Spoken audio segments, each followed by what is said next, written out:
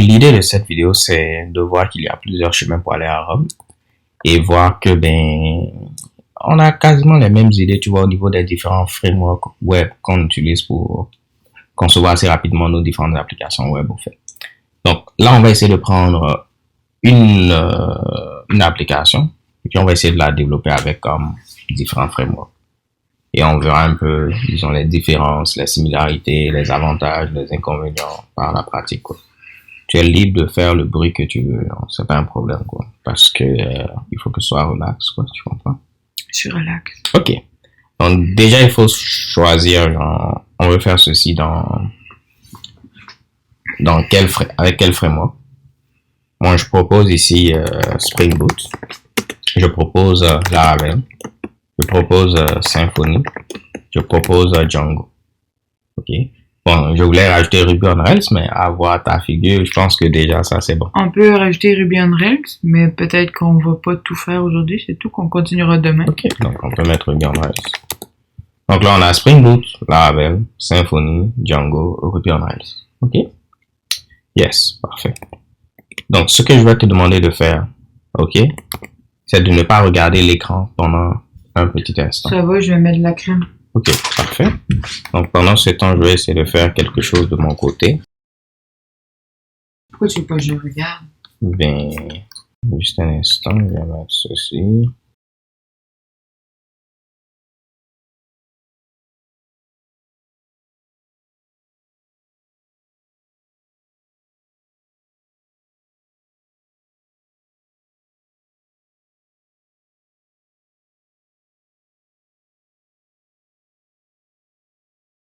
Ok, donc voilà, j'ai eu à créer, disons... Je peux te regarder? Oui, tu peux regarder maintenant. J'ai eu à créer comme une liste en Python. Mm-hmm. Et la liste, là, elle contient les différents frameworks qu'on a eu indiqués. Donc Spring Boot, Laravel, Symfony, Django, Ruby on Rails. Maintenant, c'est de voir au hasard quel sera le premier, le deuxième, le troisième, ainsi de suite. C'est pas le vrai hasard. Non, c'est le vrai hasard. C'est pas un vrai hasard. Je fais random.choice, là. C'est pas un vrai hasard. C'est un vrai hasard. Moi, clopette, c'est un vrai hasard. Je choisis, tu vois, c'est Laravel, après okay. C'est Ruby on Rails, après c'est Spring Boot, après c'est Symfony. Bullshit, c'est pas hasard parce que c'est tout le temps. Non, c'est hasard, là. C'est tombé Spring Boot, on n'a même pas encore Django, là. Bon, on va relancer alors. Ok, je remets ici. Bon. Voilà, voilà. Bon, si je décide de publier la vidéo, là, c'est juste que si on utilise random.seed, ça permet comme de fixer le seed. Et en gros, c'est comme on peut savoir exactement les éléments qu'on aura. Imaginons que je mette ici 10 là, et puis je tente de trouver, disons, ceci. On va Ruby on Rails, Spring Boot, Django, Django. Ruby on Rails, Spring Boot, Django, Django. Si j'essaie de lancer ceci, et puis je mets par exemple le même seed, avec ici les mêmes éléments comme ceci, je sais que genre, ça va être ce qu'on a dit tout à l'heure. Donc, Ruby on Rails, Spring Boot, Django, Django. Donc, je voulais faire ceci pour que ça commence avec Laravel, mais bon, là, on va avoir un vrai hasard. Alors. Donc, je vais mettre juste les langages. Je vais importer random. Et là, je vais prendre ici avec random choice de ceci. Ok, bon, un kind of bon hasard. Alors, si on veut vraiment des valeurs aléatoires, mais qui sont cryptographiquement sécurisées. Si vous aimez Python, il y a le module secret qu'on peut ici utiliser. Mais là, on va faire simple. Là, ça a choisi. Dès qu'on lance maintenant, on va commencer. OK? Donc, ce qui est là, c'est ça, on prend. OK? Donc, c'est là. Non, c'est bullshit. Non, mais c'est quoi le feed que t'as mis là? Non, j'ai pas mis de feed. Regarde ici. Regarde l'historique, là. J'ai pas mis de feed. C'est le langage. Tu l'as fait jusqu'à tu l'envoies avec Laravel. Donc, c'est Laravel en premier. Après Symfony. Après Django. Après Spring Boot. Donc, Laravel, Symfony, Django, Spring Boot. Et on dira que le dernier, c'est Ruby on Rails. OK. Afin de garder ceci là, ce que je vais faire, c'est quoi? On va venir dans le dossier code. Je vais créer un dossier que je vais appeler ici fun. Et puis dans le dossier fun, Je vais créer un fichier que je vais appeler ici, disons, order.md. J'ai un fichier Markdown, juste pour le fun. Et là, on va dire que premièrement, ça va être Laravel. Deuxièmement, ça va être Symfony. Troisièmement, ça va être Django. Quatrièmement, ça va être Spring Boot. Donc là, on a perdu beaucoup de temps juste pour générer, disons, les frameworks. Ruby on Rails. Commençons donc par Laravel. Oui. Déjà aussi, il faut qu'on trouve le projet qu'on veut développer. Le projet, ça va être quoi? Genre, il faut que ce soit un projet quand même qui permette pardon, de toucher à plein de trucs. Genre, par exemple, qu'on puisse stocker des trucs en base de données, qu'on puisse également ici... J'ai une idée. Oui. Gestion de tâches en cours réalisées comme Git. Gestion de tâches, ok. Comme Git en cours réalisé. Ok. Donc, genre, on peut prendre des issues, par exemple. Voilà. Okay.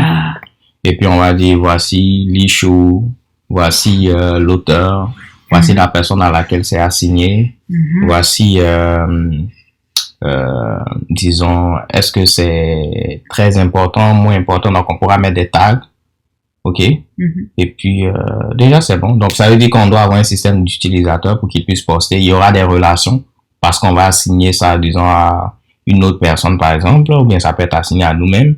Il y aura aussi peut-être un avatar, genre pour montrer l'upload, donc on peut mettre l'avatar de la personne. Et voilà, quoi. Donc, c'est sûr qu'on ne pourra pas faire tout aujourd'hui, mais ce qu'on va voir premièrement, là, c'est comment créer, disons, notre projet pour chacun de ces... Tu veux qu'on le fasse en parallèle et non Oui, en parallèle. Je veux pas un à la fois. Comme ça, genre, on peut voir un peu les différences. OK. Donc, je vais juste ouvrir l'ordre dans un onglet et puis on est parti. Donc, dans le dossier Fun, ce qu'on va faire, on va créer premièrement ici, disons, un projet Laravel. Normalement, si on vient au niveau de laravel.com, on va voir qu'on a comme plusieurs manière de créer des projets Laravel. Si on regarde ici, par exemple, ici, Your First Laravel Project, là, on peut créer un projet Laravel en utilisant Composer. Je vais expliquer au fur et à mesure après c'est quoi Composer. On peut créer un projet Laravel en utilisant ce qu'on appelle l'installateur Laravel, Laravel Installer. Donc, dans ce cas-là, tu vas faire comme Laravel New suivi du nom de ton projet. Mais ça veut dire que en premier temps, il faut avoir installé cet installateur et tu peux l'installer via Composer. Bon, parlons rapidement de Composer, c'est que dans la plupart des langages de programmation, tu as comme un outil qui te permet d'installer, disons, les librairies, les packages dont ton projet va dépendre. Parce que c'est rare qu'on écrive tout de zéro. Si par exemple, tu as besoin de redimensionner des images ou bien ici transformer des images en couleur, en blanc et noir, ainsi de suite, en lieu pas d'écrire ton propre algo ou bien ta propre librairie qui permet de faire ça, il y a de fortes chances qu'il existe déjà une librairie qui permet de faire ça. Et on voit qu'on a par exemple cette librairie, imaginons qu'on va pouvoir installer, qui a près de 1000 likes là, plus de 1000 likes, un truc comme ceci. Donc si on veut l'installer, on voit qu'on nous propose comment le faire via Composer. Et on pourra l'installer en faisant Composer require le nom de la librairie et puis ça va l'installer, quoi.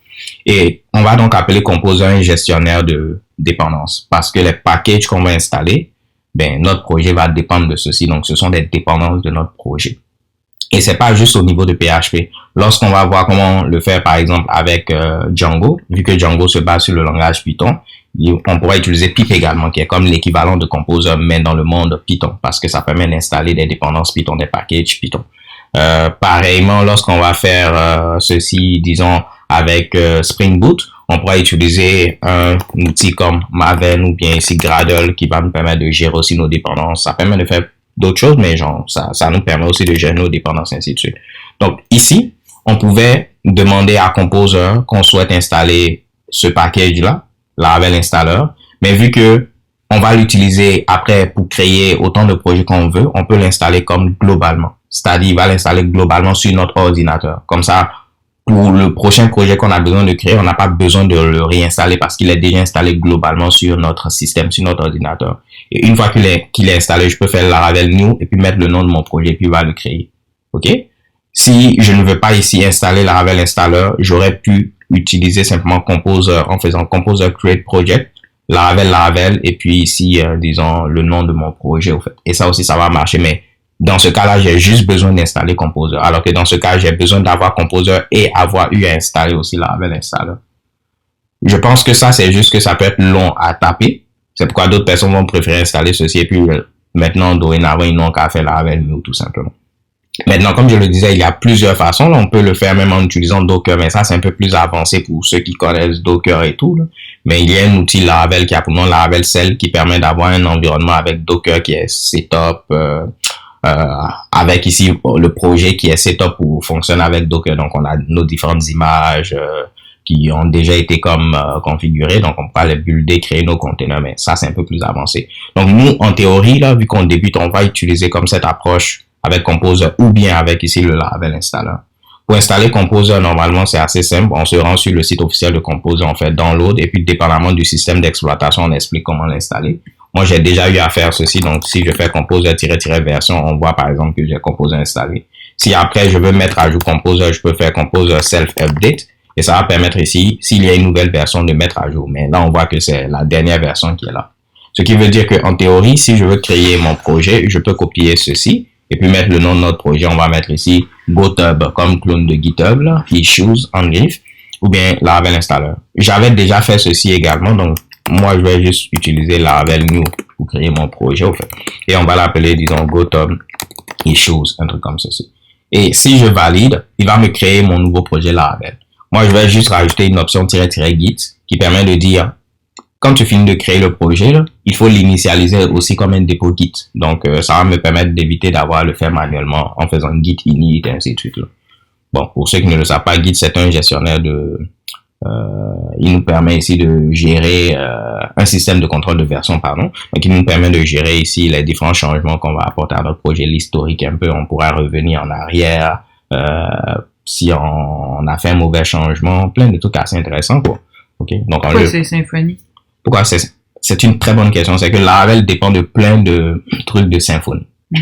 Et Symfony, genre, tel qu'ils l'ont conçu, c'est que ils ont une architecture avec différents composants. Donc, par exemple, il y a un composant qui s'appelle ici Symfony Validator. Il permet de gérer tout ce qui est validation. Il y a un composant qui s'appelle Symfony HTTP Foundation. C'est comme une couche orientée objet du protocole HTTP et tout, quoi. Donc, en lieu de réinventer la roue, ben, ceux qui ont créé Laravel, ils se sont dit, ben, on va utiliser ce qui existe et puis qui marche bien, quoi. Donc, il y a plein de trucs là qui dépendent de Symfony. OK? Donc, c'est vraiment un bel exemple ici en termes de quand quelque chose est bien fait, genre, d'autres peuvent ici l'utiliser sans pourtant réinventer la roue, quoi. Donc là, on peut voir que le projet a été créé et puis de la même manière à ce niveau-là, si je me déplace dans le projet, parce que là, on me dit que tout s'est bien passé, je peux me déplacer dans notre projet et on voit qu'il est initialisé comme un dépôt Git, quoi. Je peux le prouver si je fais git log, par exemple. On voit qu'il y a déjà un commit qui a été fait pour dire setup et fresh Laravel project, au fait. OK. Je vais juste revenir en arrière et ce que je vais faire ici, je vais juste renommer ceci, au fait. Donc, je vais faire ici ceci pour l'appeler avec Laravel à la fin, vu qu'on va créer d'autres projets par la suite, au fait. Donc, si je fais ceci, FLS, là, c'est un alias que j'ai qui utilise un outil qui a pour nom Exa et ça permet de lister, disons, ça me permet de faire un LS mais avec des features plus avancées, plus nice, quoi. Donc, l'un des trucs, c'est que tu vois, j'ai des icônes et puis des trucs comme ça. Genre, ça, c'est un fichier Markdown, ça, c'est un dossier, c'est assez cool. J'aurais pu même ici, si on regarde la commande que j'ai aliasée, là, j'ai dit ici, je veux faire ceci avec un niveau 1. Mais imaginons que j'avais exécuté ceci pour dire que je veux un niveau de profondeur 2.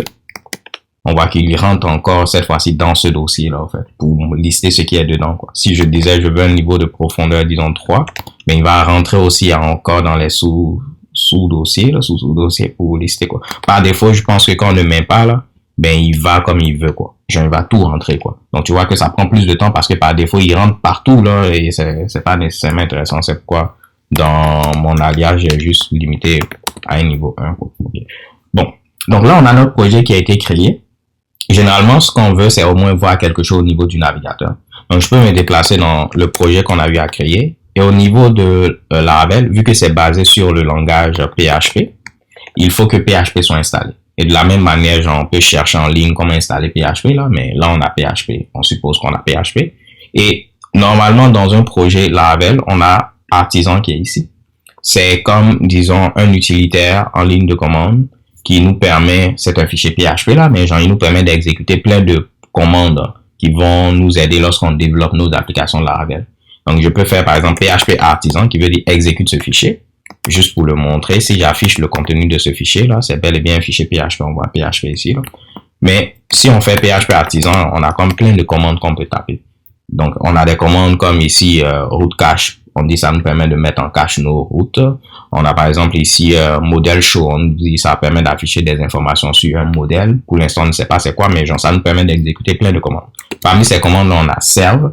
Si j'avais remonté un peu rapidement là, on aurait vu ici serve. Et ça permet de démarrer un serveur ici en local quoi. Donc ça permet de servir notre application sur un serveur de développement PHP quoi. Donc, serveur web de développement. Donc là, je vais juste faire PHP artisan serve. Et si je viens au niveau du navigateur en faisant localhost 8000, je vais voir la page d'accueil de Laravel pour dire bienvenue. Donc, c'est aussi simple de créer un projet Laravel. Donc, nous, on a utilisé l'approche avec Laravel Installer, mais comme je l'ai dit, ça aurait été pareil si on utilisait Composer ou bien si on utilisait Laravel Cell et tout.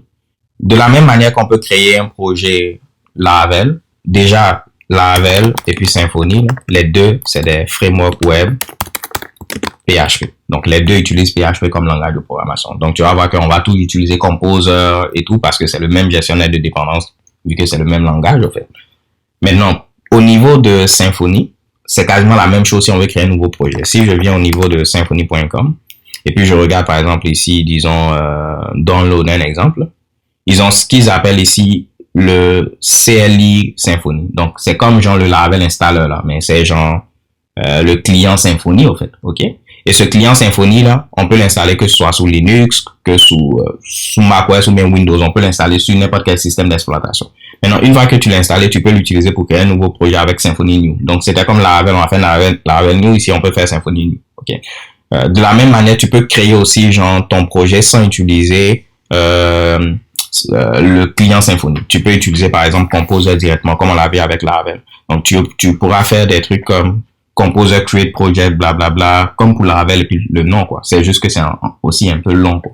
Donc beaucoup de personnes préfèrent utiliser le client Symfony. Et quand on va avancer, on va voir qu'il y a d'autres avantages qui viennent avec ce client Symfony là, comme l'intégration avec Docker et tout. Donc si tu veux faire des trucs avancés, ça peut être également intéressant en fait.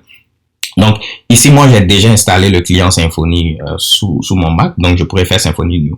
La seule différence entre les deux, c'est au niveau de Symfony, quand on crée un projet, on peut mettre ici ce -web app ou bien on peut ne pas le mettre. La différence, c'est quoi?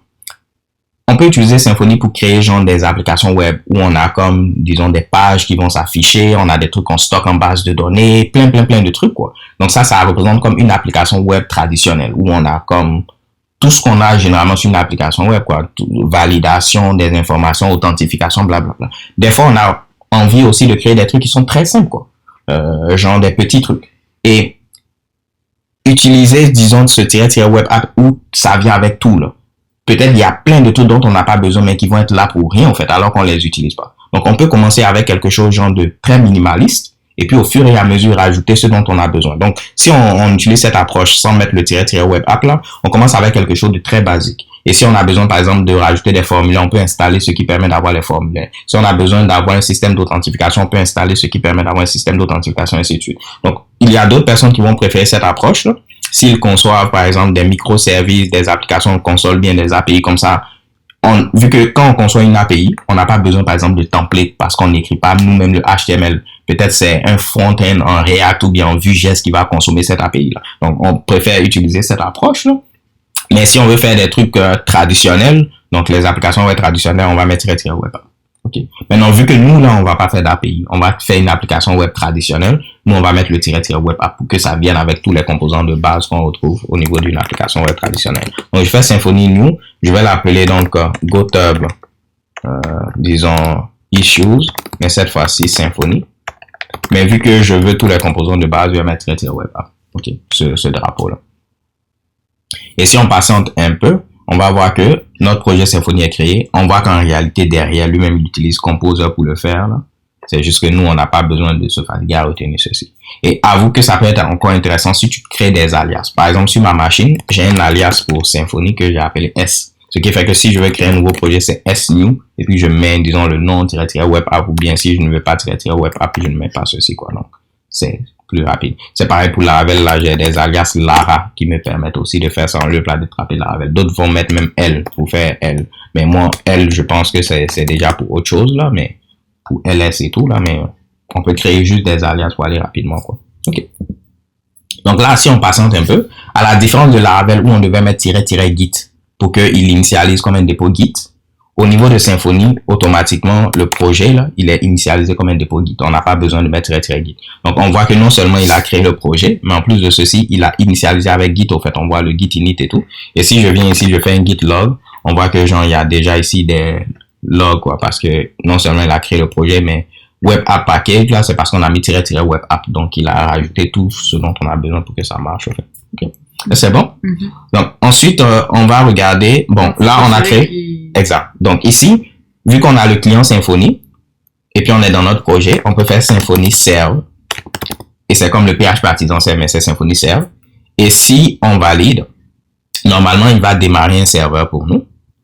Et on voit que je peux y accéder sur localhost 8000, quoi. OK? Donc, 8000. 8000.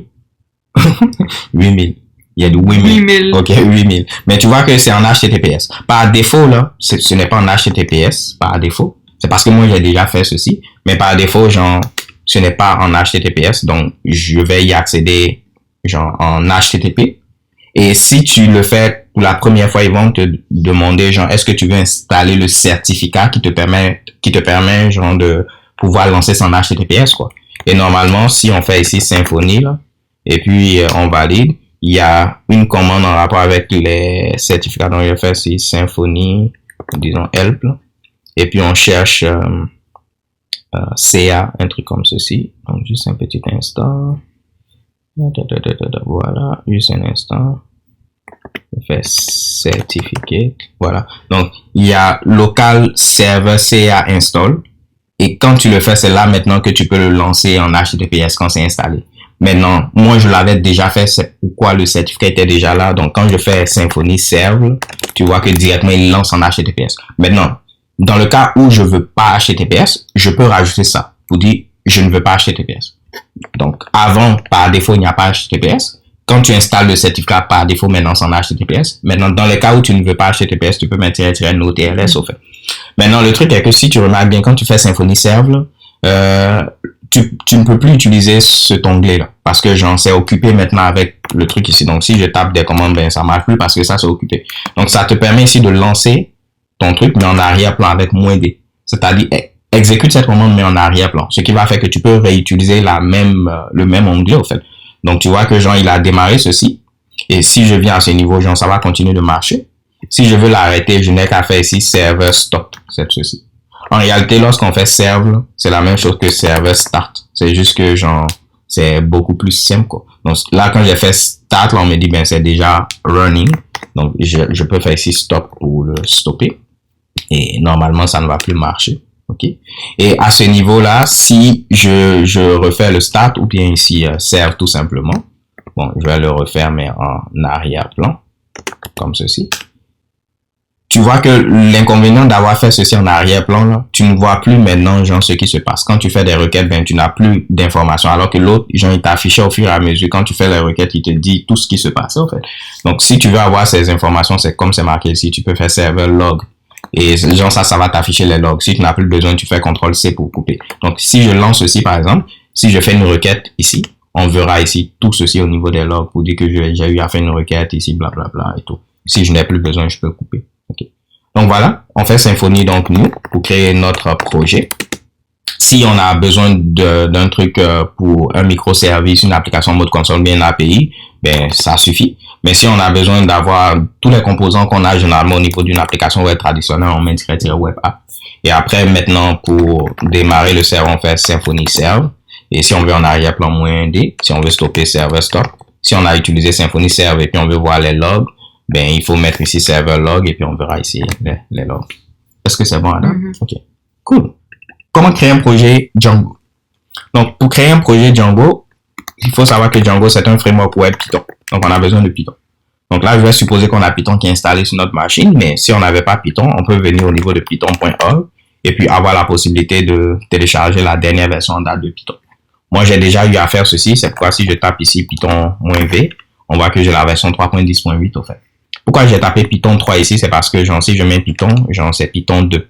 Alors que Python 2 n'est plus à utiliser. On n'est plus censé utiliser Python 2, c'est déprécié, c'est obsolète au fait. On est censé utiliser Python 3 maintenant. C'est juste que sur ma machine, il y a aussi Python 2 qui est installé pour d'autres trucs. Là. Donc, je tape Python quand je veux accéder à Python 2, Python 3 pour accéder à Python 3. Et avant même macOS, là, ça avait besoin comme aussi de Python 2 pour certains Mitsubishi. Je pense que ça a changé, mais c'est que généralement, il y a comme une version de Python qui venait par défaut qu'on n'est pas censé désinstaller et tout. Mais bref, c'est pourquoi moi je tape toujours Python 3. OK. À ce niveau-là. Maintenant, le truc est que si je veux installer Django, ce n'est rien d'autre qu'un package. Donc, si je veux l'installer, je peux l'installer via le gestionnaire de package, le gestionnaire de dépendance au niveau de Python. Et le gestionnaire de dépendance dans le monde de Python, c'est pip. Donc, si je cherche pip, il permet d'installer les packages Python. Donc, tout ce que je dois faire, c'est pip installe ce que je veux installer. Donc, imaginons que je souhaite installer Pilo, là, qui permet de faire genre des trucs de traitement d'images et tout. Donc, convertir des images en blanc et noir, redimensionner. Permet de faire en tout cas plein de trucs en rapport avec les images, comme on peut le voir à ce niveau-là. OK. Donc, ici, si on veut l'installer, on va faire pip install Pilo et puis ça va nous permettre de l'installer. Donc, ça veut dire qu'on a besoin de pip, au fait, pour pouvoir faire ceci. Tu es d'accord avec moi? Ce qui est intéressant, c'est que dans les récentes versions de Python, je pense que c'est à partir de la version 3.4, là, quand tu installes Python, ça vient directement avec pip, au fait. Donc, tu n'as plus besoin d'installer pip. Avant, il fallait l'installer séparément, comme on installe Composer séparément, là. Mais genre, avec Python, depuis la version, je pense, 3.4, ça vient directement avec pip, au fait. Et pour l'installer, pour y accéder, on peut faire ceci. Donc, si je fais ici Python 3-mpip, ça me permet d'accéder à pip qui est associé à la version 3 de Python. Comme ceci. OK. Si j'avais mis, dans mon cas, si j'avais mis ici ceci, c'est comme si je parle de pip associé à la version 2, parce que ça, c'est Python 2 en griffe, comme ce que j'ai expliqué, au fait. On peut même prouver ceci, on peut mettre -- version, et ça veut dire, OK, j'ai accédé à pip, là, quelle est la version? Et il va me dire que en réalité, ça, c'est pip, mais associé à la version 2.7, parce que dans mon cas, j'ai pas mis ici 3. Ou bien, j'aurais pu mettre ici 3 comme ceci, et puis il va me dire, OK, là, c'est pip associé à la version 3.10 que tu as installée. Et si on avait différentes versions, même 3, imaginons que j'avais une version 3.9 ou bien une version 3.10, j'aurais pu mettre ceci et puis il va me donner la bonne version associée à la bonne version de Python. Donc, par exemple, ça, c'est pip associé à la version 3.10. Est-ce que j'ai, disons, 3.9 parce qu'on n'a pas eu d'erreur, c'est comme si j'ai 3.9, mais on va me dire également, ça, c'est la version, tu vois, de pip, telle version associée à 3.9, ainsi de suite. Donc, maintenant que j'ai pip qui est accessible ici, là, je vais juste enlever ceci et puis on sait que par défaut, c'est 3.10 qui va être utilisé. Je peux lui dire que je veux l'utiliser pour installer Django. Parce que Django, si on vient ici et puis on le cherche, là, on peut l'installer avec pip install Django comme ceci. Le seul truc, c'est que il est recommandé de ne pas installer les paquets directement au niveau de notre système, directement au niveau de notre ordinateur. Pourquoi? Parce que si tu as différentes versions, imaginons que tu as Django, on peut essayer de le faire, là, ok? Tu n'es pas fatigué, hein? Ça va? Ok. Donc, si je fais ceci, on peut utiliser normalement liste, parce que ça représente tout simplement pip, et je dis liste-moi les trucs qui sont installés. Si je valide, il va me lister tout ce qui est installé pour l'instant. Bon, là, j'ai quelques problèmes, là, c'est comme si si je regarde ceci, juste un instant, on a comme ici des erreurs, blablabla. Je pense que probablement je dois faire comme une mise à jour, quoi. C'est pourquoi j'ai cette erreur-là. Donc, ça nous permet de voir un peu comment faire la mise à jour. Ce qui est ironique, c'est que tu utilises pip pour mettre à jour pip. OK? Si même on regarde la page d'accueil, là, on avait vu un truc comme ceci, là. Tu vois, pip install, pip, blablabla. La dernière version, c'est 22.3. Mais si tu regardes dans mon cas, si je fais -- version, il y a 22.2. C'est pas la dernière version. Donc, je peux dire, mon ami pip, qui est ici, je veux t'utiliser pour installer pip. Donc, la dernière version. Mais, je veux faire une upgrade, quoi. Genre, c'est une mise à jour que je vais effectuer à ce niveau-là. Donc, il va installer ici pip, mais parce qu'on a mis upgrade, là, en réalité, c'est que c'est pour upgrader, c'est pour faire la mise à jour. Et là, tu vois que, qu'est-ce qu'il fait? Il désinstalle premièrement ici la version qu'il a trouvée, 22.2.2 là, pour ensuite installer 22.3. OK? Et si après je refais, disons, version, on va voir que j'ai maintenant la version 22.3. Et je pense que je n'aurai plus d'erreur avec le list que j'avais tantôt là. Et on voit que ça liste sans problème. Maintenant, le truc c'est quoi? C'est que, quand on utilise pip comme ceci, si j'essaie d'installer, imaginons ce truc Certify, imaginons que je veux installer une autre version, il va désinstaller cette version pour installer la nouvelle version. Je ne peux pas avoir deux versions différentes qui sont installées. Donc, ça veut dire que si je viens ici et puis je lui dis par exemple, je veux, disons, installer, imaginons la librairie Pilo qu'on a vu tout à l'heure. OK? Ou bien je vais prendre une librairie assez simple. Si je fais Slugify, il y a une librairie Python assez simple là, qui s'appelle, je pense bien c'est Python Slugify, un truc comme ceci. Voilà, Python Slugify. Si je viens ici et puis je lui dis je veux installer Python Slugify et puis je valide, tu vas voir qu'il va l'installer. Donc il installe la version 6.1.2 et des fois quand tu installes quelque chose, ça aussi ça dépend d'une autre librairie. Donc tu vois que lui il dépendait aussi de Text Unicode. Donc non seulement il installait ceci, mais il installait également Text Unicode. Maintenant si je demande ici à ce niveau-là, qu'est-ce que j'ai installé, tu vas voir qu'il va me dire que ce que j'ai eu installé, ben, c'est Python Slugify. Bon, comme j'avais besoin aussi de Text Unit Decode, pardon, il a installé aussi Text Unit Decode. Mais ce que je veux montrer, c'est quoi? Si on regarde par exemple celui-là, regardons les versions qu'on a par exemple. Si je viens au niveau de GitHub pour voir les versions qu'on a, donc je vais venir rapidement ici. Je peux venir au niveau de release là pour voir toutes les versions qui ont été en griffe releasées. Tu vois qu'actuellement la dernière version on a vu c'est 6.1.2, mais avant il y avait 6.1.1. OK. Donc si je dis que je veux par exemple installer ceci, mais je veux la version 6.1.1 et ça nous permet de voir comment indiquer une version spécifique qu'on veut installer. On met deux fois l'égalité puis la version. Donc vu que j'ai déjà une version 6.1.2, il va désinstaller ça pour après maintenant installer 6.1.1 parce qu'on ne peut pas avoir deux versions en même temps. Donc si je valide, tu vas voir que qu'est-ce qu'il fait? Premièrement, il désinstalle la version qu'il a trouvée, qui est la version 6.1.2. Donc on installing, il désinstalle et après il installe maintenant 6.1.1. Ce qui fait que si je demande quels sont les trucs qui sont installés, tu vas voir qu'on a plus de trucs 6.1.2 parce qu'il a désinstallé ceci pour installer 6.1.1. Et ça peut être problématique si tu travailles avec différents projets. OK? Donc, imaginons si je lance un outil qui a pour nom Escalibro, qui me permet de faire des dessins. Imaginons que tu as deux projets Django. Donc, tu as un projet Django qui est ici, qui utilise la librairie qu'on a vue ici, donc Slugify. Donc, je vais utiliser ceci pour mettre Python Slugify. Et puis, Slugify. Et puis, ça utilise la version, disons, 6.1.2. OK? Et puis, imaginons que ça utilise Django également. Je ne sais pas quelle est la dernière version de Django, 4.1.2 si je ne me trompe pas, mais je vais juste confirmer. Donc, je tape Django. Actuellement, c'est 4.1.2. Donc, imaginons que ça a besoin également de Django 4.1.2. Et tu as un autre projet que je vais mettre en bas ici, qui utilise aussi, disons, les mêmes librairies, mais lui, il a besoin de la version 6.1.1, ou bien imaginons même 5. Quelque chose, et puis lui, il a besoin de 3. Disons, un exemple. Le problème qu'on peut voir ici, c'est que quand tu vas vouloir travailler sur ce projet, si on imagine qu'on l'appelle projet A, et puis ce projet B, ben, si tu veux travailler sur ce projet, tu vas comme être obligé de désinstaller ceci pour installer ces deux-là. Et si tu veux travailler sur ce projet, tu es obligé de faire l'inverse. Tu vas désinstaller ceci pour installer comme les deux qui sont ici. Et ça peut être fatigant. C'est pourquoi au niveau de Python, ce qu'on fait généralement, on crée ce qu'on appelle des environnements virtuels. Donc, ce qui est ici, là, tu peux le voir comme ici, disons, un environnement virtuel que tu vas créer pour le projet A. Et puis, lui également, tu peux le voir comme un environnement virtuel que tu vas créer pour le projet B. Ce qui fait que quand tu as un environnement virtuel, c'est comme une bulle. C'est comme un truc isolé. Et dans cet environnement virtuel-là, tu pourras installer, disons, tout ce qui est dont tu as besoin pour ce projet qui est là. Et puis, dans cet environnement virtuel, tu pourras installer tout ce dont tu as besoin pour ce deuxième projet. Maintenant, ce qui est intéressant, c'est quoi? Vu que c'est isolé, le jour où tu veux travailler sur ce projet, tout ce que tu vas dire, c'est active-moi cet environnement virtuel. Et tu as accès à ce qui est là. Le jour où tu veux travailler sur ce projet, ben, tu dis active-moi cet environnement virtuel, puis tu as accès à ça. Donc, c'est pourquoi ici, on ne va pas faire comme Python 3, disons, install Django directement, parce que ça va l'installer globalement. Et si on a besoin de différentes versions pour différents projets, ce n'est pas bon. Donc, on va d'abord créer un environnement virtuel. OK? Je vois que tu commences à être fatigué. OK?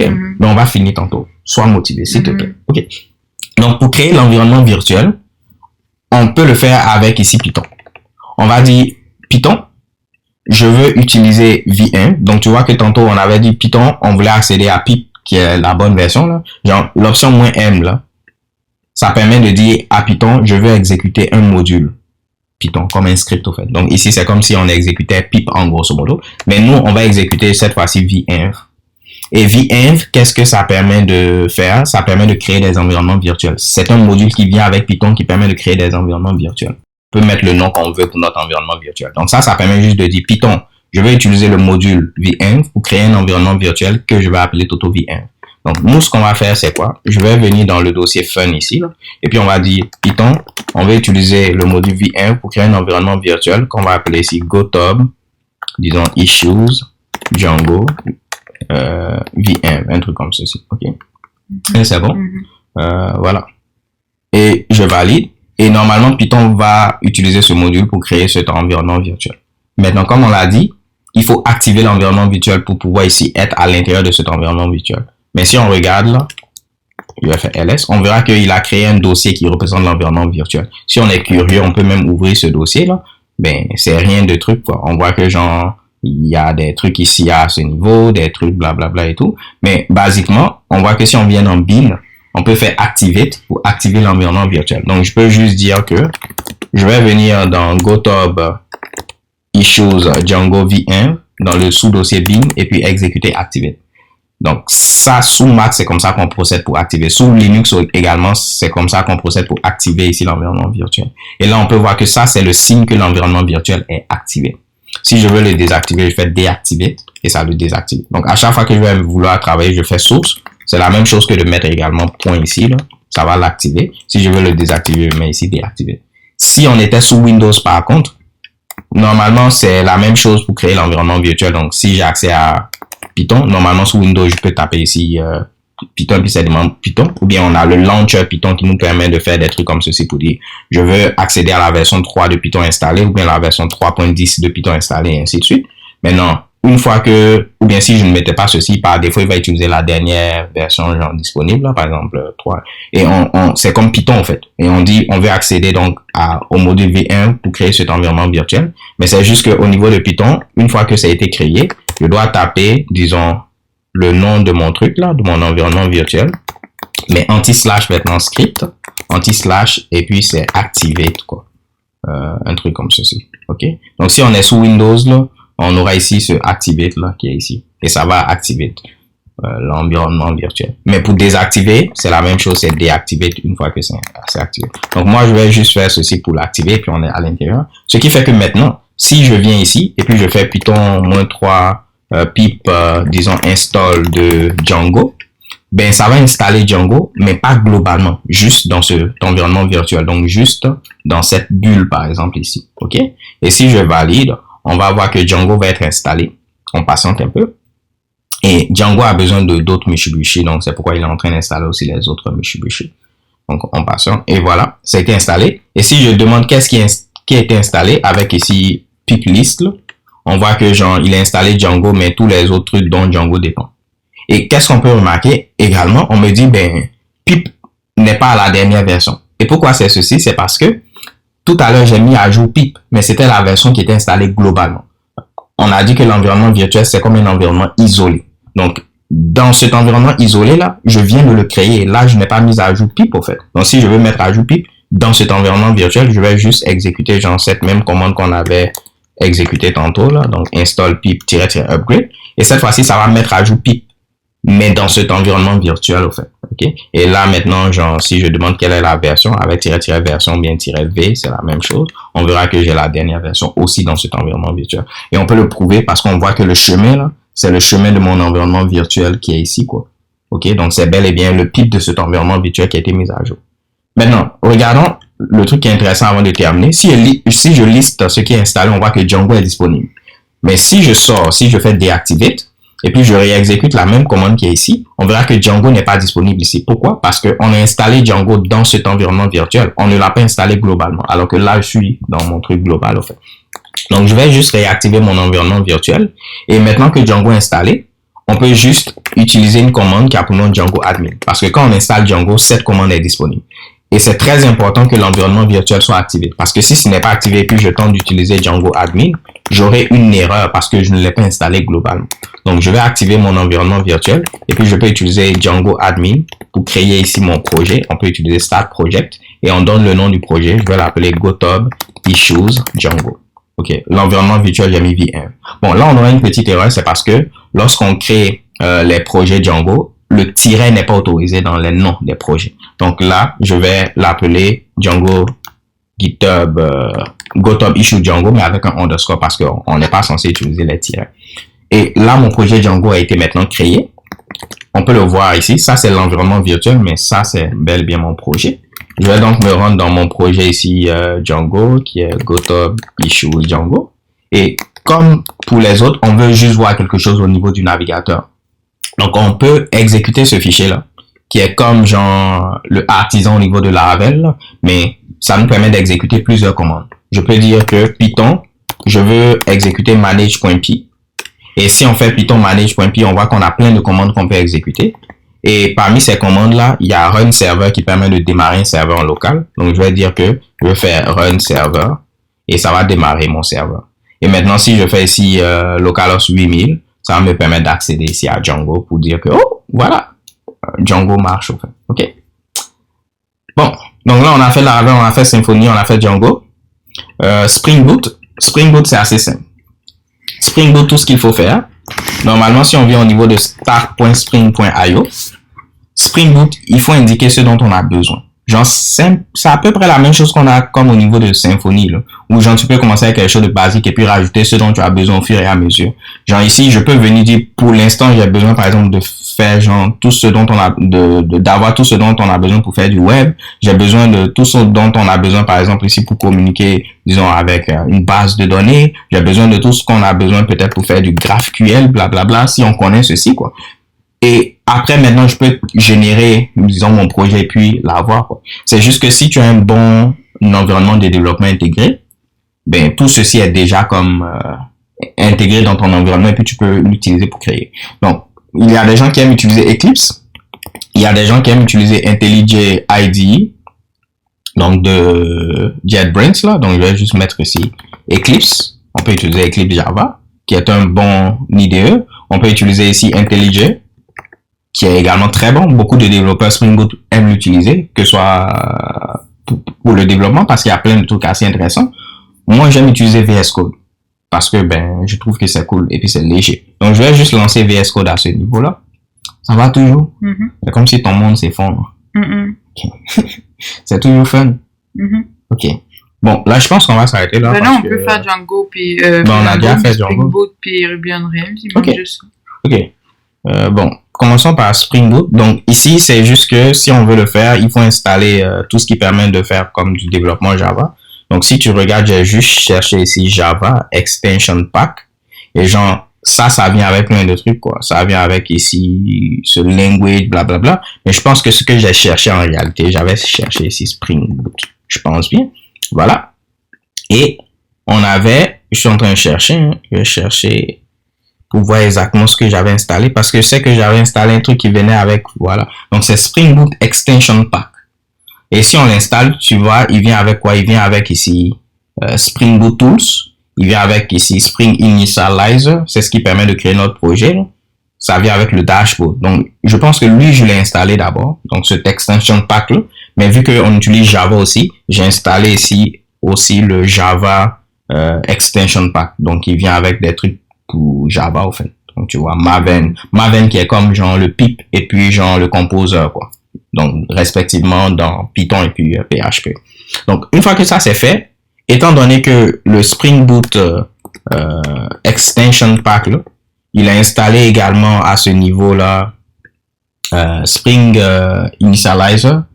Celui-là, c'est la même chose que ce qu'on a vu tantôt au niveau de start.spring.io. Genre, ça, c'est le Spring Initializer. C'est juste que là, c'est en version web, au fait. Et si j'avais, par exemple, rajouté, disons, web, j'avais rajouté, prenez un exemple, Lombok, un truc comme ceci. Et puis après, j'avais fait ici explorer, là, juste pour voir le contenu, ben, ça allait être ceci, quoi. Et après, je pourrais télécharger, l'importer dans mon IDE et tout. C'est juste que, ben, j'y ai accès déjà dans mon éditeur ici. Donc là, tout ce que je vais donc faire, c'est quoi? Je vais faire CTRL-SHIFT-P. Et puis, genre, tu vois que je peux chercher Spring, là, mais genre, j'ai ce Spring Initializer qui me permet de créer un nouveau projet. Et en théorie, je peux utiliser Maven ou bien ici Gradle. Genre, les deux vont me permettre de faire quasiment la même chose, c'est juste des syntaxes et puis des trucs un peu différents, là. Mais genre, moi, j'aime utiliser Maven. Donc, je peux dire, je vais créer un nouveau projet en utilisant Maven. Si on regarde l'interface web, si je fais ici fermer, tu vas voir que j'aurais pu utiliser à ce niveau-là, disons, Maven bien Gradle, genre, choisir ce que je veux, en fait. Bon, on me demande quelle est la version. Je vais prendre la version en release candidate, là, parce que la prochaine version qui va sortir, là, c'est comme 3.0, même si ce n'est pas officiel, mais c'est en release candidate, je vais prendre ceci. Ce n'est pas stable, quoi, mais j'en sais déjà proche, là. Je peux utiliser n'importe quel langage basé sur la machine virtuelle Java, quoi. Donc, par exemple, ici, tout langage qui donne du bytecode, genre, qui est interprétable par la machine virtuelle Java, ça marche. Par exemple, ici, Groovy ou bien Kotlin. C'est juste, bon, si vous avez, pour ceux qui n'ont jamais fait du Java, c'est que Java, c'est un langage qui fonctionne comment? C'est que, imaginons qu'on a à ce niveau-là notre code Java. Donc, je vais écrire ici code Java. Il faut faire quoi? Il faut que ce code-là soit transformé en ce que l'ordinateur comprend. Et qu'est-ce que l'ordinateur comprend? L'ordinateur, il comprend ici du binaire. Il comprend ici des 0 et des 1. Maintenant, pour pouvoir ici convertir un code, disons 0 et en 1, on peut utiliser genre soit la compilation ou bien ici l'interprétation. Ok. Le truc est que genre, imaginons si on utilise la compilation, le code binaire qui est généré, il est comme spécifique à un processeur donné, un système d'exploitation donné au fait. Donc, c'est juste que si on veut avoir le même code qui va marcher, imaginons là, c'est Windows, on veut également qu'il marche sous Linux et tout, des fois, il faut modifier un peu, genre, des trucs pour que générer le bon binaire approprié et tout, quoi. Au niveau de Java, l'idée, c'était d'avoir ici, genre, on écrit notre code une seule fois, et puis, il s'exécute ici partout, quoi. Donc, c'est un peu la lettre motive ou une lettre motive. Tu écris ton code une seule fois et ça exécute partout. Donc, ce qu'ils ont eu à faire, genre, ils ont eu à mettre genre, une étape intermédiaire. Lorsque ici on fait la compilation, on n'obtient pas ici directement du binaire. On n'obtient pas ici directement des 0 et des 1. Lorsqu'on fait la compilation, on obtient ce qu'on appelle ici du bytecode Java, qui est comme tout simplement du code, disons, intermédiaire. Donc ça, ce n'est pas un code que l'ordinateur peut comprendre. Mais ce qui se passe, c'est que après, on peut utiliser maintenant ce qu'on appelle la machine virtuelle Java. Et la machine virtuelle, on peut l'installer sur n'importe quel système d'exploitation. Donc, imaginons que ici, là, ça c'est notre machine Windows. Imaginons que là, c'est notre machine ici Linux. Imaginons que là, c'est notre machine macOS. C'est que au niveau de Windows, je peux installer ici la machine virtuelle Java qu'on appelle ici VM ou Virtual Machine Java, là. Ou bien on l'appelle généralement JVM, Java Virtual Machine. Je peux installer la machine virtuelle Java également sous Linux. Donc, on peut imaginer, c'est juste là pour l'installer, là, tu viens sur java.oracle.com, un exemple, et puis tu dis, ben voilà, je veux télécharger ceci, et puis ben tu pourras ici télécharger ceci et tout, quoi. Donc, imaginons que je l'ai installé sous Windows, sous Linux, sous Mac.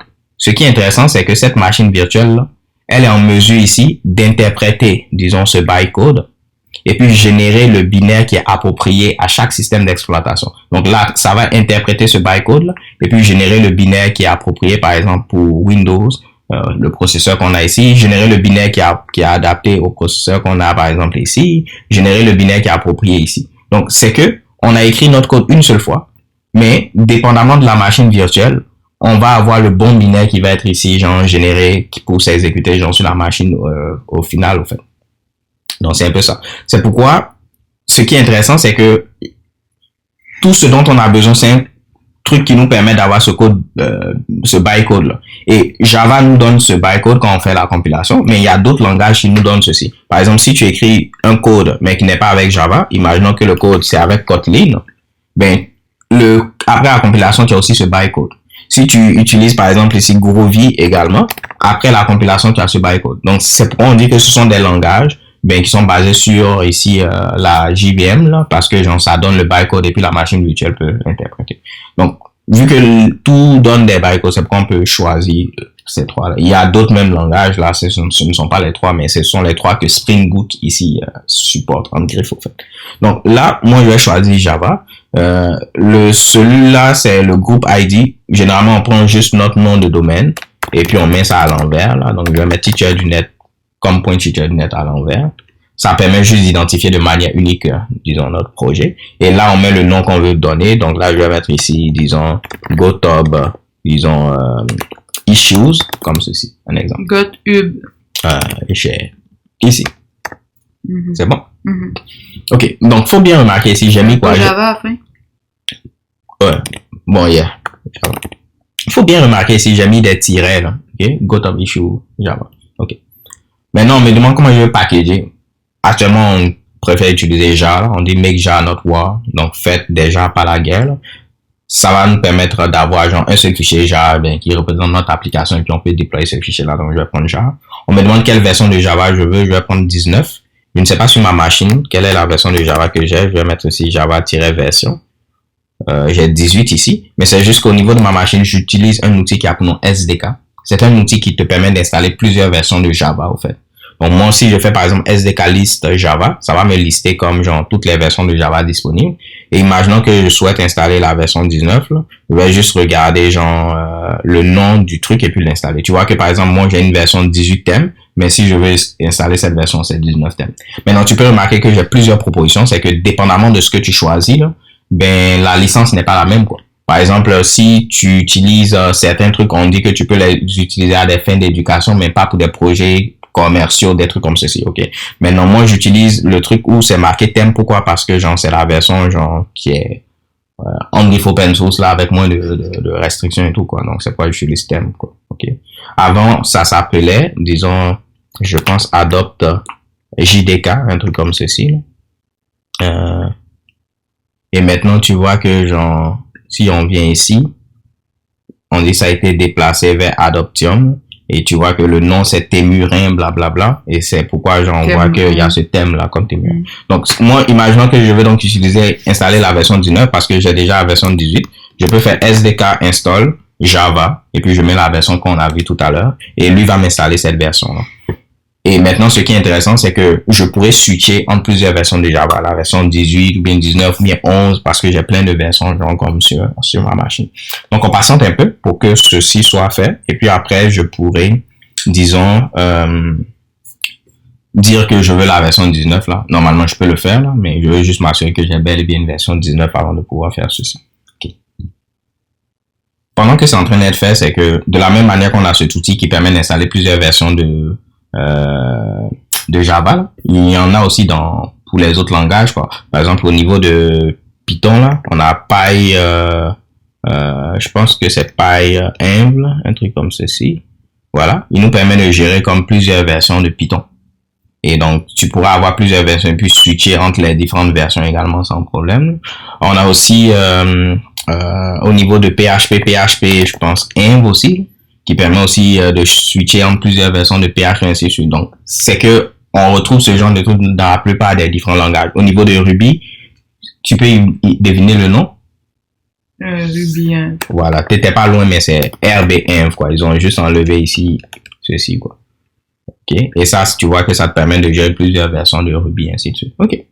Bon, parfait. Si je viens à ce niveau-là, on me demande est-ce que je veux faire de ceci la version par défaut? Je vais dire oui, mais j'aurais pu choisir une autre version. Si je fais Java-version à ce niveau-là, qu'est-ce qu'on me dit? 19 maintenant. Ok. Donc, je viens à ce niveau, je dis 19. Et puis, on me demande de quoi j'ai besoin. Donc, c'est les mêmes choses que je pouvais choisir ici, là, que je peux choisir. Donc, nous, on va faire simplement, on va dire, on va prendre web parce qu'on a besoin de faire du web. Donc, je vais prendre Spring Web. Je vais l'expliquer après. Vu qu'on aura besoin de communiquer avec une base de données, je vais utiliser JPA là. Ok, donc je vais le sélectionner. Si j'ai besoin d'autres choses, je peux les rajouter. Je suis en train de réfléchir. Je vais utiliser Spring DevTools. Ça va me permettre ici, genre, en développement, de redémarrer automatiquement le serveur quand je fais les modifications. Donc, je n'aurai pas besoin de redémarrer moi-même manuellement le serveur. Un truc que je n'ai pas dit, c'est que, genre, au niveau de Laravel, Symfony, Django, la plupart du temps, c'est fait automatiquement. Genre, tu n'as pas besoin de redémarrer le serveur quand tu modifies. Il y a juste des actions, par exemple, au niveau de Django, où si tu rajoutes un nouveau fichier, tu es obligé de couper le serveur pour le redémarrer. Mais genre, généralement, là, ça marche bien quand tu modifies les fichiers, ça se redémarre. Le serveur est redémarré automatiquement. Au niveau de Spring Boot, pour faire ça, c'est Spring DevTools, quoi. Je vais utiliser également Lombok. On le verra plus tard, là, mais genre, ça va nous permettre d'écrire moins de code. Ça aurait été pas trop nécessaire si on avait utilisé un langage comme Kotlin, parce que genre Kotlin a une syntaxe plus comment je vais dire succincte que genre Java et tout là, mais je vais le mettre. Et je pense que pour l'instant je suis en train de réfléchir, pense que pour l'instant, ça fera l'affaire. Ou bien je vais utiliser, disons, H2. H2, c'est comme une base de données légère en Java qu'on peut utiliser. Donc, ça va éviter peut-être d'utiliser MySQL, bien Postgres, mais pour l'instant, je vais mettre, après tout ceci, on peut modifier. Donc, c'est pas parce que j'ai rajouté quelque chose que je suis obligé de l'utiliser. Mais je pense que pour l'instant, ça va faire ça et puis je vais faire genre entrée, tout simplement. Et ça va me créer maintenant mon projet. Et là, il me demande où est-ce que je vais le mettre. Je vais le mettre dans le même dossier que les autres, là. Donc, c'est dans Code Fun. Et on va faire générer dans ce dossier. Et vu qu'on avait donné le bon nom, là, normalement, si je fais un ls ici, on verra qu'on a maintenant ici un GitHub Issues Java qui a été créé. Il me demande est-ce que je veux l'ouvrir. Je dis oui, je veux l'ouvrir. Et est-ce que, bon, ça c'est un rapport VS Code là, je vais dire, ben, fais confiance à tout ce qui se trouve dans le dossier Fun, là. J'aurais pu juste le faire pour ce dossier. Bon, je vais dire, faire confiance au truc, là. Et maintenant, voici la structure de mon projet. Pour l'instant, on n'a pas regardé les structures. On veut juste démarrer ceci. Pour démarrer, je dois venir dans src main, disons, Java, ici. Et puis, voici comme le fichier principal. Et si j'exécute ceci là, ça va démarrer mon application. Une manière simple pour ne pas avoir à entrer dans ceci, tu te rappelles, on avait installé l'extension pack. Là. Si on regarde au niveau de l'extension pack, on a aussi Spring Boot Dashboard. Il te permet de voir ici les différentes applications que tu as ouvertes actuellement. Et puis, tu peux juste faire ici Run et puis ça démarre, disons, l'application, quoi. Bon, ça, c'est en rapport à autre chose et tout, là. Mais donc là, je patiente parce que, genre, tu vois qu'il est toujours en train de open notre projet. Mais quand ça va être fait, je pourrais, disons, faire run. Tu vois que là, ça commence déjà à faire quelque chose parce que ici, je peux maintenant faire run pour le démarrer, là. Mais on va patienter pour qu'au niveau de Spring Boot Dashboard, ça affiche quelque chose. OK. Donc, on dit tout a été importé. OK. On patiente un peu. Voilà. On voit notre projet maintenant ici qui est là. Et si je veux le démarrer, je peux faire run ici. C'est comme si je faisais aussi run ici. Mais c'est juste que là, il va mettre en vert quand c'est démarré et tout. Donc là, tu vois qu'il lance ceci, il est en train de démarrer. Derrière, ça exécute une commande là, mais on n'a pas besoin de comprendre ceci. Mais on voit qu'il est en train de démarrer ceci. Et si tout est bon, normalement, je pourrais cliquer sur cette icône là pour l'ouvrir dans mon navigateur. Donc là, je patiente juste un peu et on voit que genre c'est comme si tout s'est bien passé. On me dit le serveur a été démarré sur le port 8080. Ici, le serveur, c'est Tomcat, le nom du serveur. Et puis, je peux cliquer donc ici.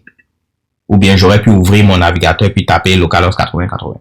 Donc, on voit une page d'erreur là, mais genre tout est bon, quoi. Si, genre, le serveur test OP, on n'allait rien voir, mais c'est le seul endroit dans Spring Boot où on voit une erreur puis on est content parce que, genre, ça veut dire que tout marche. J'aurais pu, comme je l'ai dit, ouvrir mon navigateur, faire localhost ici 8080, et puis on va voir également la même chose.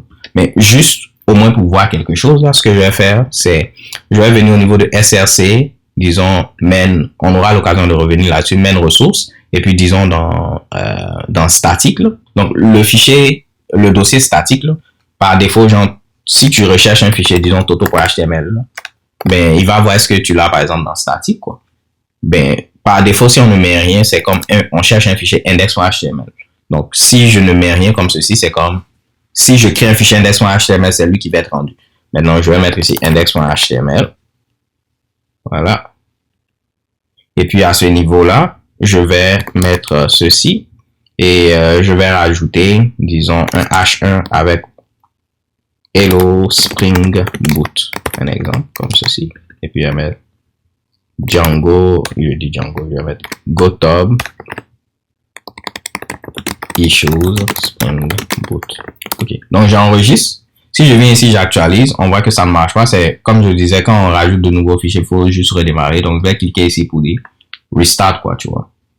Mais normalement, une fois qu'il a pris connaissance de ce fichier, maintenant les modifications, je n'ai plus besoin de redémarrer. Ok, donc je patiente un peu. Voilà. Ça a l'air que tout est bon. Je viens ici, j'actualise. Et on voit qu'on a le hello. Un truc que je veux montrer rapidement, là, si je mets 2 points d'exclamation, tu vois que je dois venir ici et puis actualiser. Et puis je vais voir maintenant, je n'ai plus besoin de rafraîchir. Mais c'est juste que, si je viens au niveau de pom.xml, c'est là que tout ce qu'on a installé là, via, disons, tout à l'heure qu'on a sélectionné se trouve au fait. Et ce que je disais, c'est que on pouvait rajouter ce qu'on voulait. Si tu vois, on a mis Lombok, il est ici. On avait rajouté H2 également. On avait rajouté DevTools, ainsi de suite. Si tu veux rajouter d'autres choses, tout ce que tu as à faire, c'est comme un clic droit. Tu fais ici Add Starter.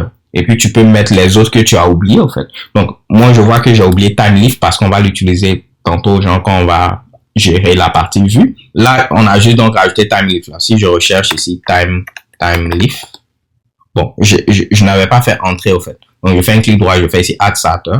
Je cherche TimeLeaf, voilà. Et puis, je fais entrer pour qu'il le rajoute. On voit qu'il a été rajouté, tu vois. Je fais proceed. Et normalement, si je regarde maintenant, on voit que time il fait là. OK. Donc, là, ça va être bon, quoi. OK. On me dit, est-ce que genre, je veux qu'il synchronise? Bon, toujours, ça, c'est bon. Maintenant, le truc, c'est quoi? On a vu que le DevTool, on a dit que si on modifie quelque chose, il redémarre automatiquement le serveur pour nous, là. Pour les fichiers statiques, même, généralement, genre, ça marche aussi sans problème. Mais, il vient aussi avec Live Reload. Et Live Reload, ça permet de faire en sorte que si on fait une modification, il va rafraîchir automatiquement la page. Parce que pour l'instant, tu vois que si je viens ici, je mets un 3e point d'exclamation, je dois moi-même venir manuellement et puis rafraîchir.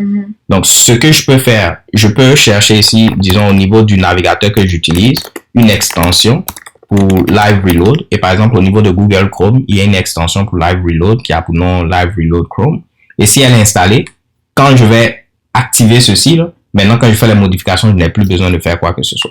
Donc, ce que je vais faire juste pour vous montrer ceci, je vais faire une nouvelle window. Je pensais que tu avais dit que c'était Spring DevTools qui faisait Oui, ça. c'est Spring DevTools.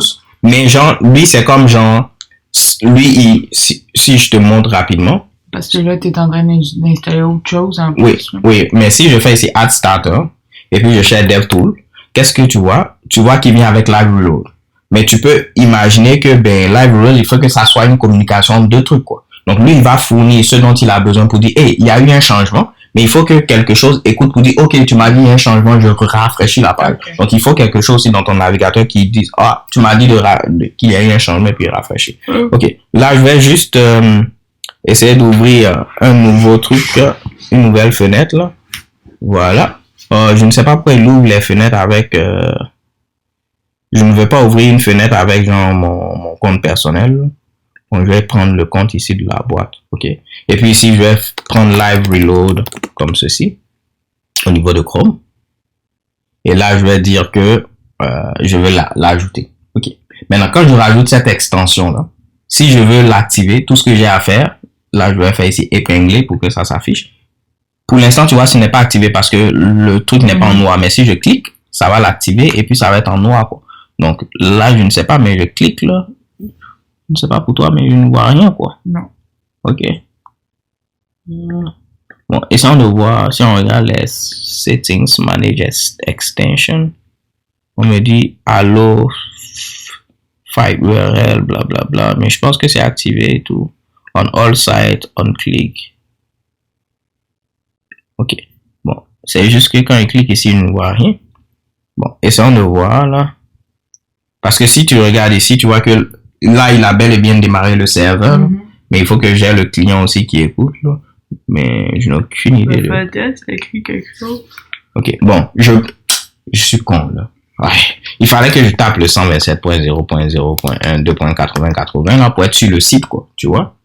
Genre de ce truc-là. Et puis là, je vais maintenant essayer de cliquer. Et tu vois que c'est bon, quoi. OK. Pour moi, c'est pareil. Hein? C'est le même symbole. Non, tu vois pas, c'est noir. Je clique ici, tu vois pas. Ah, tu parles du type. Oui, tu vois, oui, c'est noir maintenant. Genre, il fallait que je vienne sur le truc, là, parce que c'est là que le serveur aussi, pour cette application, là, tu vois qu'il a été démarré, on nous a dit, ou sur le port 35729, c'est-à-dire en théorie, là, si je viens au niveau de localhost, et puis je mets ce port, là, il y a quelque chose là-bas, bon, je sais pas, mais tu vois qu'il y a quelque chose, en tout cas, là-bas, on n'a pas 404, un truc comme ça. Bien, attends, je vais voir ce qui est retourné. Juste par curiosité, je fais network et puis j'actualise. On clique ici, c'est quoi ici? Response, header. Bon, bref, là, on voit que genre, au moins, on a un truc, quoi. Maintenant, c'est quoi? C'est que, regarde, maintenant, si je viens ici, et puis je change, genre, je mets un seul point d'exclamation. Ici, on n'a pas activé Live Reload, là, parce que je suis en mode invité. Mais si tu regardes ici, tu vois, automatiquement, on a ceci. Et on peut juste même le prouver. Je vais mettre les deux côte à côte comme ceci. Et voilà. Je vais mettre ici hello. Mon bébé pas tired. Ok, pas fatigué. Et tu vas voir, il va reloader automatiquement. Tu vois un peu. Voilà. C'est parce que j'ai mis bébé qui reload. Okay. Donc là, je vais revenir à Spring Boot. Et puis, il reload automatiquement. Dernier truc avant de terminer, si tu te rappelles, le projet, on l'avait appelé GoTub, disons Issues et Java. C'est pourquoi le nom du dossier dans lequel on a notre projet, c'est GoTub Issues Java. Mais rappelle-toi, on avait donné deux informations. On avait donné un groupe ID Et puis, on avait donné un artefact ID, comme ceci. Donc, le groupe ID, j'avais dit que c'était le nom de domaine renversé. Donc, on avait mis comme .teacher du net. Et puis, l'artefact ID, on avait mis ceci avec des tirets. Il va utiliser ces deux informations pour créer, disons, le package. En Java, on a la notion de package. Donc, le nom de package va être comme .teacher du net. Ici, ce qu'on a eu à mettre comme artifact ID. C'est juste que au niveau des conventions de nommage pour les packages Java, on ne peut pas avoir de tiret. Donc, si tu remarques bien, il a enlevé les tirets et on a GoTop Issues Java de cette manière-là. Et les packages, c'est un moyen d'organiser un peu notre code. Imaginons qu'on a ce package-là pour notre projet. On pourra mettre les contrôleurs dans un sous-package, par exemple, contrôleur. On va expliquer c'est quoi le contrôleur. On pourra mettre ici les modèles dans un sous-dossier modèle. Donc, tout ce qui est en rapport avec notre base de données et tout, là, les entités. On pourra mettre, par exemple, peut-être les classes utilitaires dans un sous-package utile, c'est tout. Donc, comme tu peux le voir ici, on peut mettre des points, mais on ne peut pas mettre des tirets. Et pourquoi je voulais montrer ceci, c'est que normalement pour le projet, il y a un fichier help.md qui est généré. Premièrement, en fonction ici des trucs qu'on a sélectionnés lorsqu'on créait le projet, il va mettre des liens vers la documentation. Donc, si tu te rappelles, on avait choisi Spring, on avait choisi Spring Web, pardon. On avait choisi également Spring Data JPA, DevTools. Ce qu'on avait choisi au tout début, là, on voit que lorsqu'il a généré ce fichier, il les a mis. Bon, là, on ne voit pas TimeLeaf parce qu'on l'a rajouté après, au fait. Mais ce qu'on avait choisi au début, on voit qu'il a mis les liens vers la documentation s'il existe une documentation pour ces Mitsubishi-là. Mais également, si on regarde en haut, il nous dit quoi? Il nous dit que le nom de package d'origine, qui est censé être ceci, ben, vu qu'il est invalide, étant donné qu'il y avait des tirets, il a plutôt utilisé comme nom de package ceci sans les tirets. Donc, je trouve ça vraiment, vraiment intéressant. La première fois que j'avais vu ceci, j'étais vraiment content. Et puis la documentation, du fait qu'on ait ici une documentation adaptée en fonction de ce qu'on a choisi, c'est vraiment cool. Là, on a vu comment créer notre projet Spring Boot. C'était assez simple, n'est-ce pas? Il reste juste un dernier et puis on a terminé. Donc, il reste juste comment créer le projet ici, Ruby on Rails. Ça va être la même chose. Là, je vais juste fermer, disons, ce qu'on a ouvert ici, là, parce qu'on n'a plus besoin. C'était juste pour montrer le live reload. Pour Ruby on Rails, il faut avoir Ruby sur sa machine. On a vu que pour Symfony, Laravel, il fallait PHP. Pour Django, il fallait Python. Pour Spring Boot, il fallait Java, ou bien Kotlin, ou bien Groovy, ainsi de suite. Mais pour Ruby on Rails, il faut Ruby. Et pour l'installer, c'est la même chose, quoi. Genre, on peut aller sur Ruby, lang.org, et puis installer Ruby. Ou bien utiliser RBM, comme on a vu, pour avoir plusieurs versions de Ruby. Mais moi, j'ai déjà Ruby sur ma machine. Donc, si je fais Ruby-V, on voit que j'ai une version 3.1.0. La dernière version en date, si on regarde là même, download, c'est la version 3.1.2. Donc, moi, j'ai 3.1.0, mais j'aurais pu utiliser RBM et puis demander quelles sont les versions, tu vois, 3.1.0. Mais je peux lui dire, genre, je veux installer ici une version. Je sais essayer de trouver 3.1.2 comme ceci. Donc, je fais RBM install 3.1.2 et il va m'installer maintenant la version 3.1.2. Et de la même manière, je peux changer pour dire que ben je ne veux plus que cette version soit la dernière version genre en date là.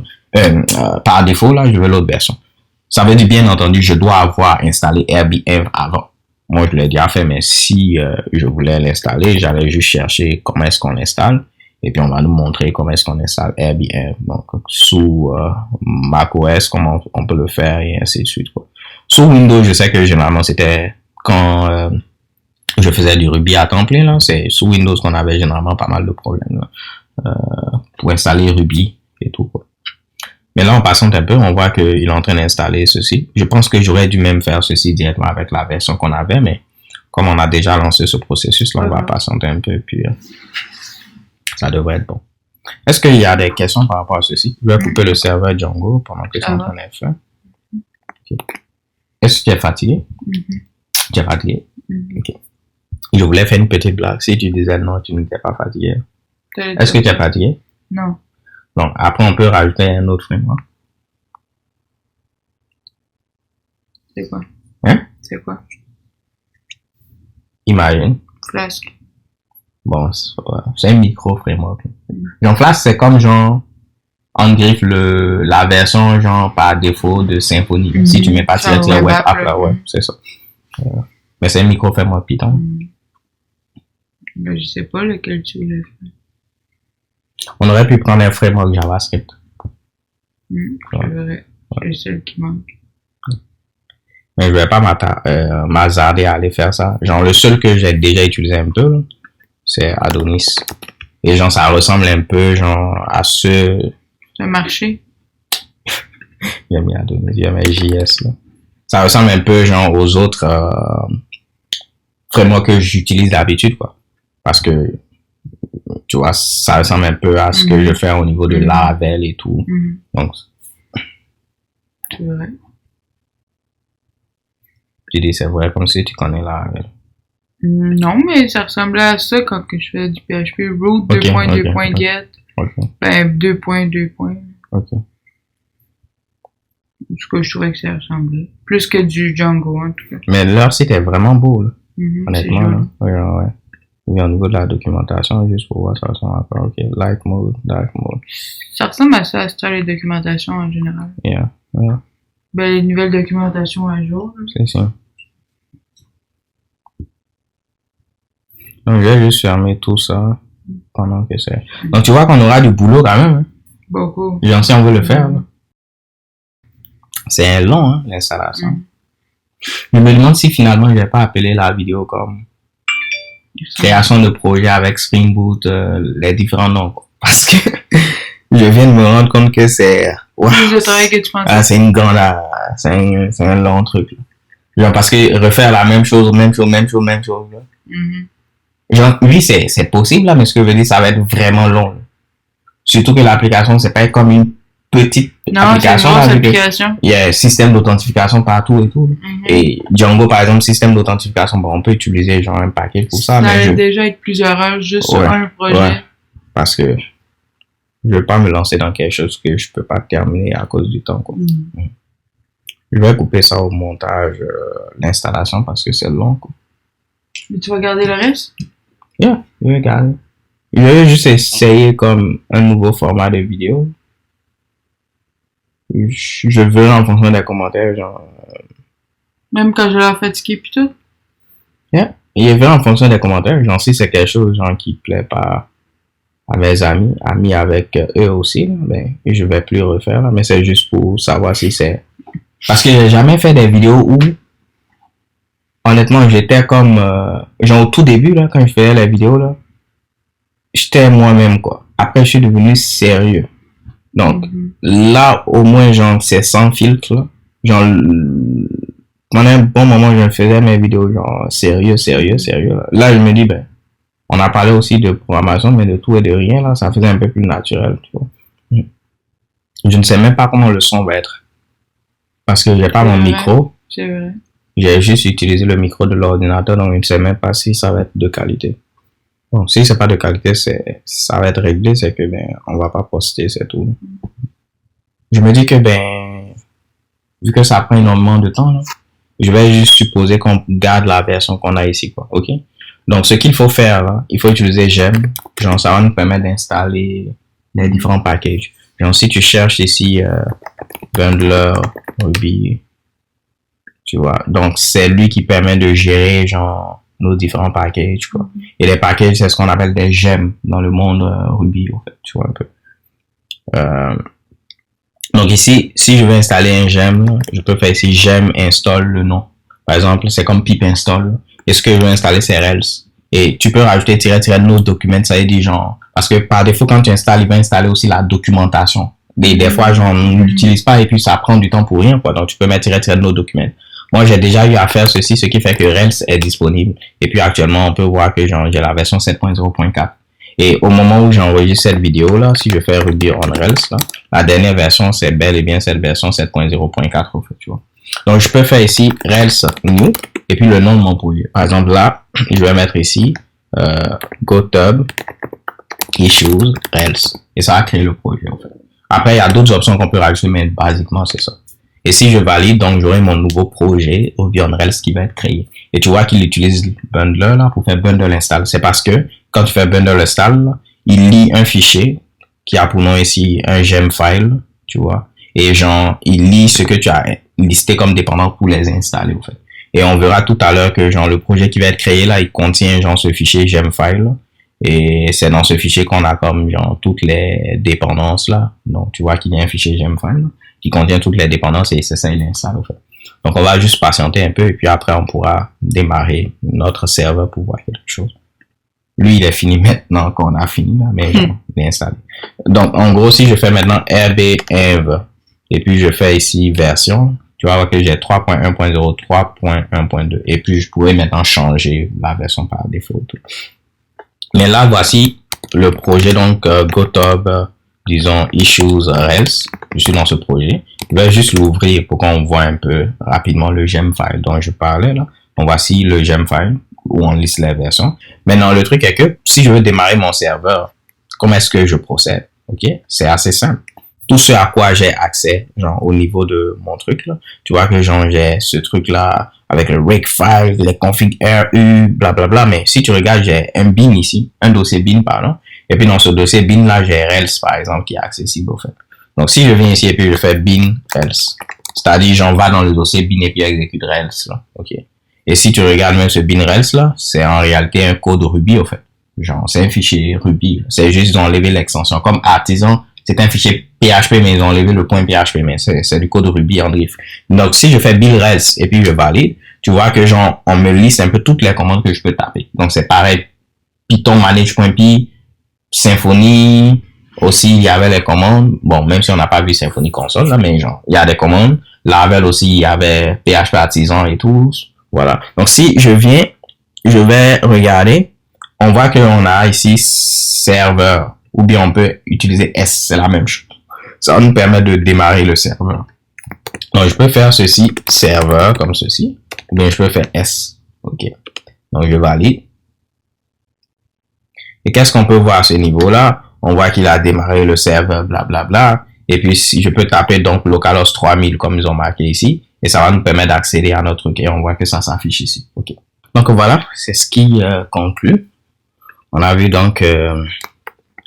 comment créer un projet avec Laravel, avec Symfony, avec Django, avec Spring Boot, avec Ruby on Rails.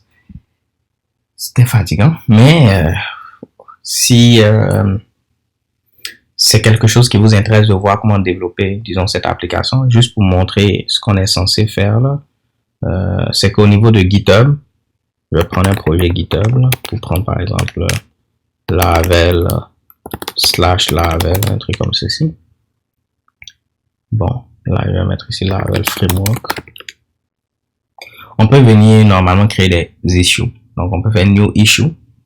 Bon, là, c'est parce que je ne suis pas connecté. Mais quand on crée une issue, genre, on pourra mettre ici un titre, on pourra mettre ici une description, on pourra mettre même des tags. Si je viens, par exemple, au niveau de Symfony, je pense qu'on aura des trucs plus intéressants. Juste un instant. Voilà, si je viens au niveau des issues, on voit qu'on a des tags là, par exemple, bug, blablabla, on pourra mettre aussi, genre, ça a été créé par qui, et on peut assigner normalement ici les issues aussi à des personnes, donc, et on voit les photos des personnes à qui ça a été assigné. Donc, c'est un truc basique comme ceci qu'on va essayer de faire.